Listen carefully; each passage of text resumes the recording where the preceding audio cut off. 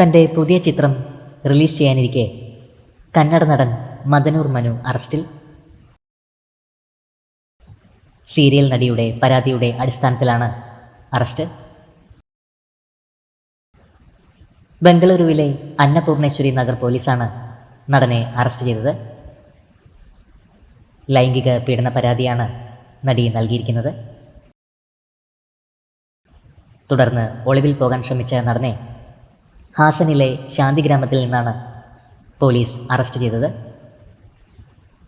Comedy വേഷങ്ങളിലൂടെ Kannada സിനിമാരംഗത്ത് ശ്രദ്ധ നേടിയ താരമാണ് മദനൂർ മനു. കോമഡി കില്ലാടികളു എന്ന TV ഷോയിലും നടൻ പ്രത്യക്ഷപ്പെട്ടു.